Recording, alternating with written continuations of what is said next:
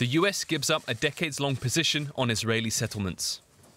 The establishment of Israeli civilian settlements in the West Bank is not, per se, inconsistent with international law.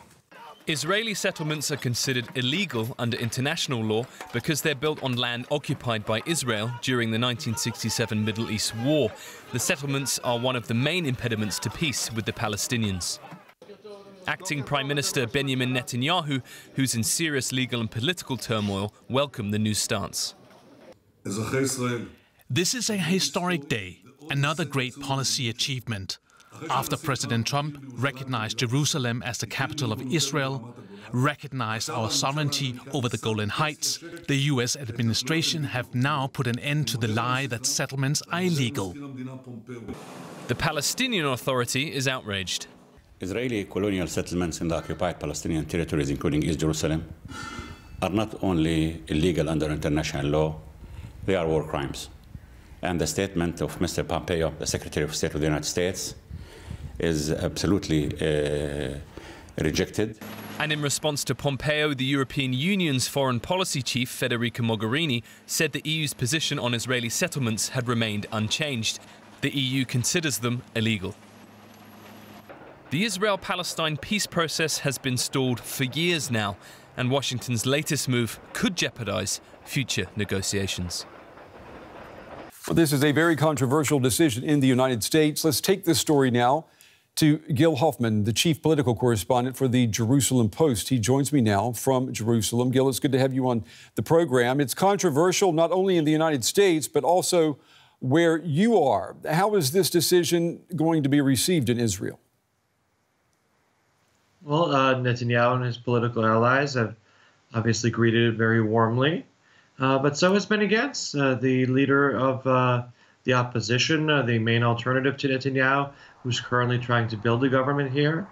Only the politicians in the left-wing parties and the Arab politicians have condemned it and said it would be harder to achieve peace.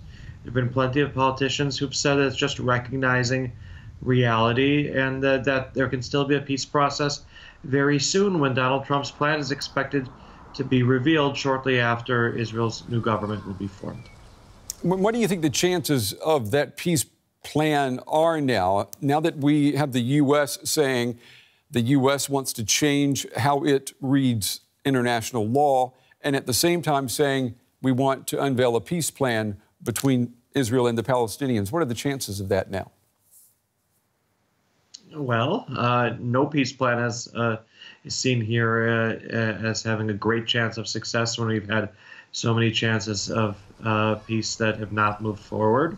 But the approach of the Trump administration is different. It's thinking outside the box. It's more of a regional solution to solving the conflict. It involves the Saudis and the Gulf states in a way that has not been done before. It's an economically focused plan that would improve the lives of the Palestinian people, which the people of Israel support doing.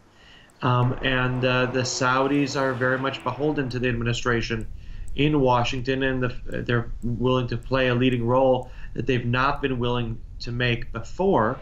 So it has all of that going for it.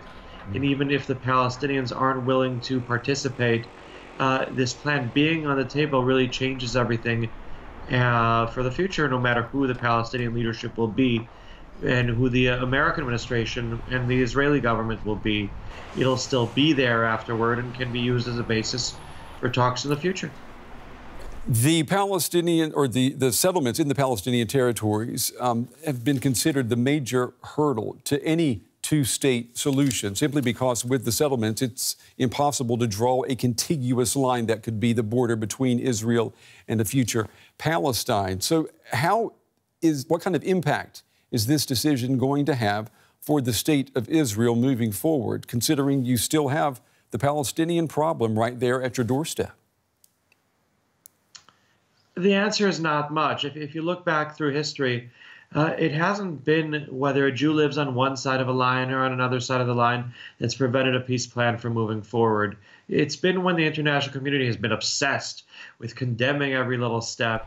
You look at the 8 years of the Obama administration, he was obsessed with settlements, and that really prevented there from being a peace process. During the entire 8 years that he had, he tried to stop settlements. And then John Kerry, when he became Secretary of State midway through, said, you know what, this has been the wrong strategy. He started a peace process that moved forward, that ended up ending when the American administration, when Obama got in Kerry's way. And that stopped the peace process when Obama started talking about settlements again. So if you look through those 8 years, during the time that Israel was actually permitted to build, the peace process moved forward. When Israel was not permitted to build, the peace process did not move forward. The line of 1949, the ceasefire line where Israel was founded, is not holy. It was a ceasefire line that was not recognized then and is not going to be the final line. The final line will be decided in negotiations between Israel and the Palestinians in a peace process that Israelis hope will happen again soon.